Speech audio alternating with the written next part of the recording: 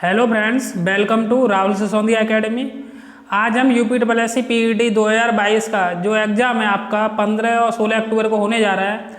क्योंकि अभी से जो टाइम देखेंगे उस हिसाब से आपका एक मंथ बचा हुआ है, तो उस हिसाब से हम कैसे प्लानिंग करें, कैसे रणनीति बनाएं जिससे कि हम एग्ज़ाम में अपना सर्वश्रेष्ठ प्रदर्शन कर सकें और अधिक से अधिक अंक प्राप्त कर सकें।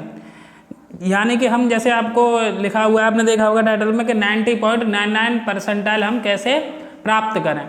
देखिए, पहले अगर आपको ये बात क्लियर समझनी है कैसे हम रणनीति बनाएं क्या, तो आपको पहले सबसे पहली बात बताइए यार, आपको अंत तक वीडियो देखना है तभी आपको समझ में आएगा। ये बात आपकी श्योर है कि अगर आप यूपीएससी पीईटी 2022 में अच्छे मार्क्स प्राप्त करोगे तभी आप यूपीएससी द्वारा जो भविष्य में आने वाली भर्तियाँ हैं उनमें आप सम्मिलित हो सकोगे। क्योंकि कट ऑफ लगाया जाता है यूपीएससी आयोग द्वारा, तो जितने हमारे अच्छे मार्क्स होंगे उतने ही हम भविष्य में आने वाली भर्तियों में श्योर होंगे। देखिए, इसका जो सिलेबस है वो ब्रॉड है, पहले से आप तैयारी कर रहे होंगे। अगर बाय द वे किसी स्टूडेंट ने अब तक तैयारी नहीं की है फिर भी वो एक मंथ में अच्छे से अच्छे मार्क्स ला सकता है, लेकिन आपको एक प्लानिंग के जरिए से अपनी स्टडी करनी होगी। क्योंकि इसमें सिलेबस काफ़ी अधिक है, तो हम किस टॉपिक को कितना टाइम दें जिससे कि हम उस कोर्स को समय से कवर भी कर पाएँ अपने एक मंथ में और हमारे अच्छे से अच्छे मार्क्स भी आ सकें। तो हम देखिए इस चीज़ को डिटेल में देखते हैं कैसे कैसे हम क्या रणनीति बनाएं इस एक मंथ में जो कि आपका बचा हुआ है। देखिए, सबसे पहले आप ये समझ लीजिए, वैसे आपको जानकारी होगी आपके प्रश्न टोटल आएंगे कितने, 100 क्वेश्चन आएंगे। अच्छा, पूर्णांक यानी कितने नंबर का रहेगा आपका, 100 नंबर का ही रहता है आपका एग्जाम, ये रहता है। अच्छा, देखिए इसमें जो समय कितना मिलता है आपको, समय आपको 2 घंटे मिलते हैं। नेगेटिव का रोल रहता है इसमें, नेगेटिव आपकी इसमें कितनी रहती है, 1/4 की नेगेटिव रहती है। 1/4 की नेगेटिव में इतनी बड़ी समस्या नहीं होती जितनी कि आपकी 1/3 या 1/2 की होती है। नेगेटिव तो खैर वैसे ऐसा है ना, आपको क्वेश्चन श्योरिटी वही किए जाते हैं, लेकिन 1/4 की नेगेटिव में आप थोड़ा रिस्क ले सकते हो। जैसे क्वेश्चन आपके जिसमें आपको दो ऑप्शन में कन्फ्यूजन है, 2 आपने डिलीट कर दिए, 2 में आपको लग रहा है कि ये हो सकता है ये भी हो सकता है, तो वहाँ पर आप 1/4 की नेगेटिव में रिस्क आराम से ले सकते हो, लॉस नहीं होता है, बेनिफिट ही होने के अधिक चांस रहते हैं। फिर भी नेगेटिव से जितना बचा जा सके उतना आप एग्जाम में नेगेटिव से बचा करिए। चलिए तो देखते हैं कैसे कैसे हम किस चीज़ को कितना टाइम दें। पहले सबसे पहले आप देखिए करंट अफेयर्स, इसका बहुत बड़ा रोल है इस एग्जाम में। जो करंट अफेयर्स है आपकी सामायिकी जिसे बोलते हैं, समसामयिक, ये आपका 10 मार्क्स का आएगा इस एग्जाम में। और देखिए यूपीएससी जो एग्ज़ाम कराता है उसकी एक सबसे अच्छी बात ये रहती है कि ये करंट पूछता है वो ये नहीं कभी की चाहे कभी की उठा के पूछ लेगा, 1 साल की पूछ ले, नहीं, ये आपका 3 से 4 महीने की इसके लिए करंट अगर आप पढ़ जाओगे किसी भी एग्जाम के लिए, यूपीएससी के लिए, पीईटी नहीं कोई भी कराए, तो ये 3 और 4 मंथ्स के भीतर ही पूछता है करंट अफेयर्स को। तो अगर हम बोलेंगे यूपीएससी पीईटी के लिए कितनी करंट अफेयर्स हमारे लिए सही रहेगी, कितना हम पढ़ें, तो देखो जैसे 15-16 अक्टूबर को आपको एग्जाम होना है, तो आप जुलाई से सितंबर, या अगर आप पढ़ना चाह रहे हो वैसे 3 से 4 महीने की काफ़ी रहती है, अगर पढ़ना चाह रहे हो तो मैक्सिमम आप 6 मंथ्स की करंट अफेयर्स पढ़ लीजिए, पूरी साल की कोई जरूरत नहीं है। ये 3 से 4 महीने के भीतर ही आपकी करंट अफेयर्स को पूछ लेता है। आप जुलाई से सितंबर या बोल सकते हो आप जून से लेकर सितंबर तक, क्योंकि एग्जाम अक्टूबर में होना है 15-16 अक्टूबर को, तो पेपर पहले ही बन चुका होगा।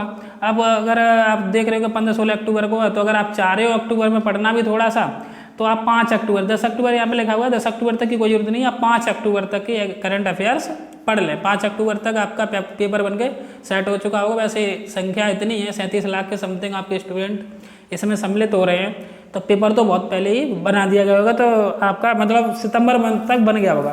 तो आप करंट अफेयर्स जून से लेकर सितंबर तक मैक्सिमम है आपकी, जून से सितंबर तक अगर आप करंट अफेयर्स पढ़ लेते हो, 4 महीने की ये कवर कर लेते हो, तो आपका कोई भी क्वेश्चन इस करंट अफेयर्स में से बाकी नहीं रहेगा, और मैक्सिमम आप 6 मंथ्स की। चलिए फिर देखते हैं ये करंट अफेयर्स के बारे में बात हो गई।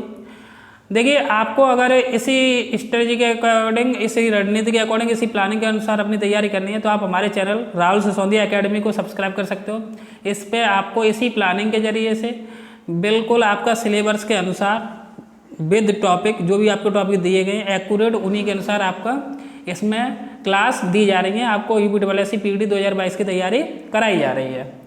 चलिए, अच्छा दूसरा देखें।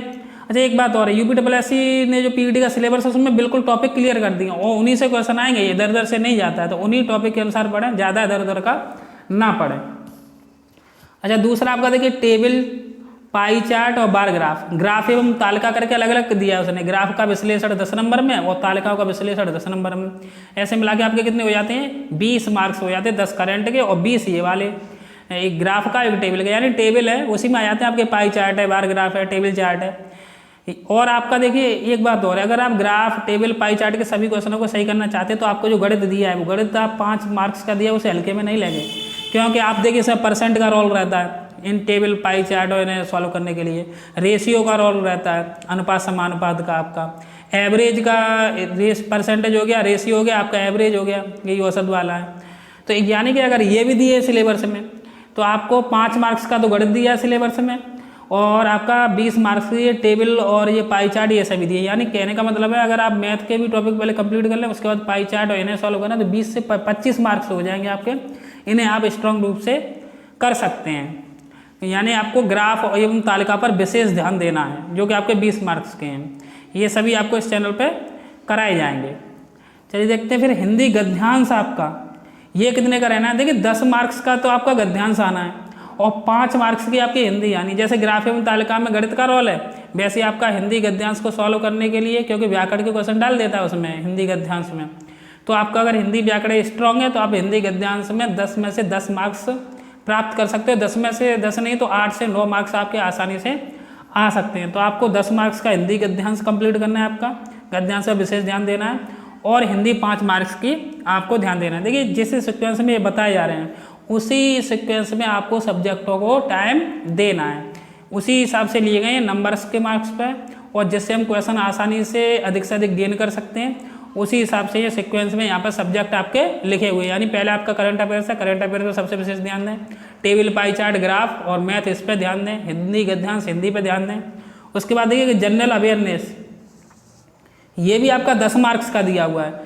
जनरल अवेयरनेस में भी आपके टॉपिक दिए जैसे भारत के पड़ोसी देश हैं, देश राजधानी व मुद्रा हैं, भारत के राज्य तथा केंद्र शासित प्रदेश हैं, भारत के पर्यटन स्थल हैं, ठीक है ना, और इसमें जैसे भारत की कला एवं संस्कृति है तो ये, और जैसे दिवस है इनके ऊपर क्वेश्चन, तो ये मतलब स्टैटिक जीके के टाइप के होते हैं। तो यहाँ से आप आसानी से तैयार भी कर सकते हो इस पॉइंट को और अच्छे नंबर भी ला सकते हो। तो आपको जनरल अवेयरनेस यानी सामान्य जागरूकता पर भी विशेष ध्यान देना है। आपके ये कितने आएगा, 10 मार्क्स का आएगा। अच्छा उसके बाद देखिए रीजनिंग आपकी जो दी है वो 5 अंक की दी है, लेकिन सिलेबस में टॉपिक बहुत ज़्यादा दे दिए। तो रीजनिंग को अगर आप एक बार मतलब थोड़ा सा भी 2 दिन पढ़ लो, 2 दिन अगर आपने स्टडी कर ली है रीजनिंग की तो आप 2 दिन में भी इस 5 अंक को गेन कर सकते हैं, क्योंकि ये टॉपिक आप अगर किसी न किसी एग्जाम की तैयारी कर रहे हैं तो पहले से ही जानते हैं। जैसे कैलेंडर है, घड़ी है आपकी, कोडिंग डिकोडिंग है, ऑर्डर एवं रैंकिंग है, ठीक है ना, और ब्लड रिलेशन है ये, यानी और आपका जो जैसे लॉजिकल रीजनिंग में बोलते हैं कारण एवं प्रभाव है, ये सब टॉपिक आपके दिए हुए हैं। तो आप 5 अंक हैं। अगर आप बाय द वे करके भी नहीं जाते तैयारी तो फिर भी 5 में से 3-4 क्वेश्चन तो आप वैसे भी सही कर लेते हो, लेकिन आपको 5 नंबर आप स्ट्रॉन्ग बना सकते हो मात्र 2 दिन का टाइम देकर ही। 2 दिन में आप इसे तर्क एवं शक्ति यानी रीजनिंग को कंप्लीट कर सकते हैं। तो यानी रीजनिंग को भी कंप्लीट कर ले, ये स्ट्रॉन्ग नंबर हैं ये आपके। यहाँ अगर आप तैयारी करोगे तो आप एग्जाम में क्वेश्चन करके आओगे। चलिए फिर देखते हैं, उसके बाद आपको ध्यान देना है।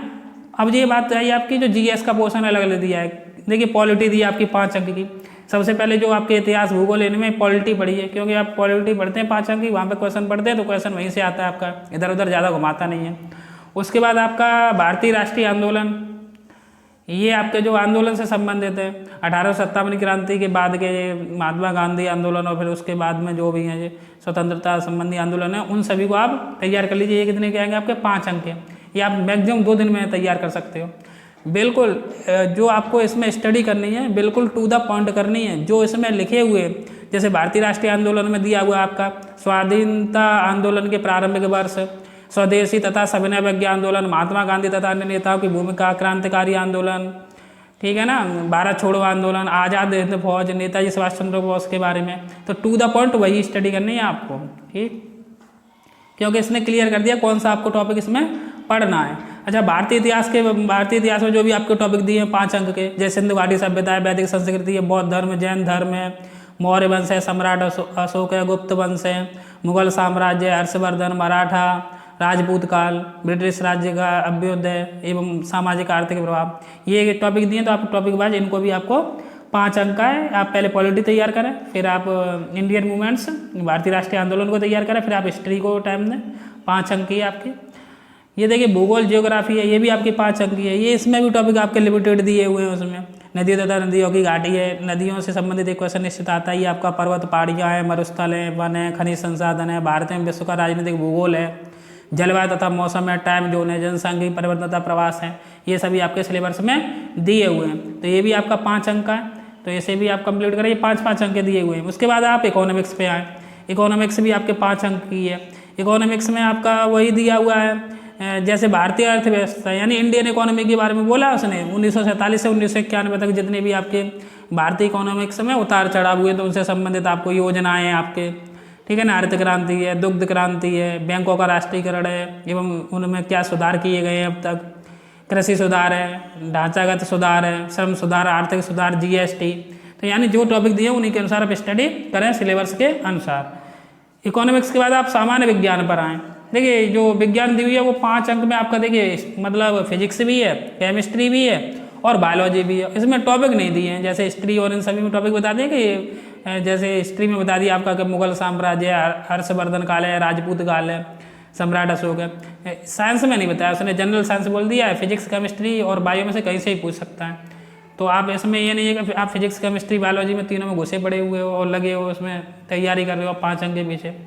तो आप इसमें मतलब टाइम दें, लेकिन उसी हिसाब से तीनों को फिजिक्स केमिस्ट्री बायो को टाइम दें क्योंकि क्वेश्चन आपके तीनों में से 5 अंक के आने हैं। और एक बात और आपको बता दी जा रही है, इम्पोर्टेंट बात है, जो UPSSC आयोग द्वारा प्रीवियस ईयर में क्वेश्चन कराए गए हैं वो किसी भी सब्जेक्ट के हों आपके, चाहे हिस्ट्री हो, चाहे पॉलिटी हो, चाहे रीजनिंग हो, चाहे आपके जनरल अवेयरनेस हो, आप जो जैसे 5-5 अंक के और इतना सिलेबस है तो उन टॉपिक को पढ़ें जो आपके सिलेबस में दिए हुए हैं और प्रीवियस ईयर के क्वेश्चन उन टॉपिक से संबंधित ही उन प्रीवियस ईयर के क्वेश्चन को भी लगाएं क्योंकि यहाँ पर प्रीवियस ईयर के क्वेश्चन को काफ़ी अधिक उठाता है। लेकिन आप प्रीवियस ईयर में वही क्वेश्चन देखें जो यहाँ पर आपके UPSSC PET में टॉपिक वाइज दिए हुए हैं, ठीक है। अलग क्वेश्चनों को देखने की कोई ज़रूरत नहीं है। अच्छा, उसके बाद आपका लास्ट में आता है अंग्रेजी, इंग्लिश। इंग्लिश में देखो आपके से क्या पूछा जाएगा, एक तो ग्रामर पूछी जाएगी और एक आपका पैराग्राफ आएगा। जैसे हिंदी गद्यांश होता है वैसे इंग्लिश गद्यांश होगा। ये भी आपका कितने अंक का है, यहाँ अंक नहीं लिखे हैं, ये भी आपका 5 अंक का ही है। अंक कितने इसमें भी आपके 5 अंक का, ये भी आपका इंग्लिश भी दिया हुआ है। तो कुल मिला के इस तरीके से आपका ये कितने का बनता है, आपका 100 प्रश्न और 100 अंक के बनते हैं। आप इंग्लिश का पैराग्राफ है 5 क्वेश्चन आएंगे, अगर नॉर्मल अगर ज़्यादा टाइम नहीं देते वैसे इंग्लिश पढ़ें आप, लेकिन टाइम के हिसाब से और मार्क्स किस में अधिक आ सकते हैं जैसे आपको सीक्वेंस बताया उसी हिसाब से आप इसमें टाइम दें। आप 5 में से इंग्लिश में से 3 क्वेश्चन तो आसानी से वैसे भी कर ले जाओगे क्योंकि पैराग्राफ ही आना है 2-3 क्वेश्चन का और ग्रामर आनी है, लेकिन पैराग्राफ में ग्रामर का रोल रहता है ना, इसलिए तो आप इसी सीक्वेंस में अपनी स्टडी को टाइम दीजिए। इस चैनल को जो आपका राहुल सिसोदिया एकेडमी चैनल है, इस पर आपकी UPSSC PET की इसी रणनीति के जरिए से तैयारी कराई जा रही है। अगर आपने इस चैनल को अभी तक सब्सक्राइब नहीं किया है तो आप चैनल को सब्सक्राइब कर लें और बेल आइकन को प्रेस कर लें। अगर आपको वीडियो पसंद आया हो तो लाइक करें एवं वीडियो को शेयर करें जिससे कि अधिक से अधिक स्टूडेंटों का लाभ हो सके। ओके, धन्यवाद।